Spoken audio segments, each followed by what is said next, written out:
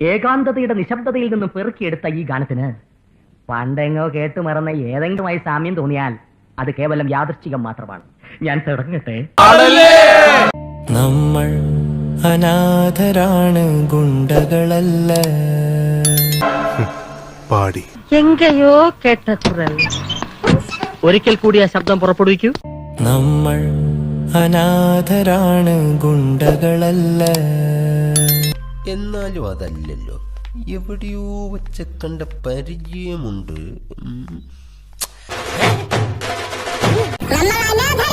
നമ്മൾ അനാഥരാണ്, ഗുണ്ടകളല്ല. എന്നാലും ഇവൻ ഇങ്ങനൊരു കടുങ്കൈ ചെയ്യുന്ന ഞാൻ വിചാരിച്ചില്ല. നിനക്കിതെങ്ങനെ സഹിക്കാൻ കഴിയും? എന്തിനാടാ കൊന്നിട്ട്, എന്തിനാടാ കൊന്നിട്ട്? എന്നെ കൊല്ലാതിരിക്കാൻ പറ്റുമോ? ഇയാളുടെ മകളും നമ്മളെ പോലെ തന്തയില്ലാതെ ജീവിക്കാനാണോ? പാച്ചേട്ടാ, അവമാനിക്കരുത്. ഞാൻ നല്ലൊരു കുടുംബത്തിൽ പറഞ്ഞവനാണ്. നീ നല്ല കുടുംബത്തിൽ പറഞ്ഞു, ഞാൻ പിന്നെ മറ്റേ കുടുംബത്തിൽ പറഞ്ഞാണല്ലോ. നമ്മൾ അനാഥരാണ്, ഗുണ്ടകളല്ല. പുറത്തിറങ്ങാൻ പറ്റാത്ത സ്ഥിതിയായല്ലോ ഈശ്വര. നമ്മൾ അനാഥരാണ്, ഗുണ്ടകളല്ല. നിർത്തി അങ്ങ് അവമാനിക്കുവാണെന്നേ. ജനിച്ചു വീണു തന്നെ അച്ഛൻ മരിച്ചെന്ന ചീത്തപ്പേര് ജീവിതകാലം മുഴുവൻ ആ കുഞ്ഞു കേൾക്കാനോ?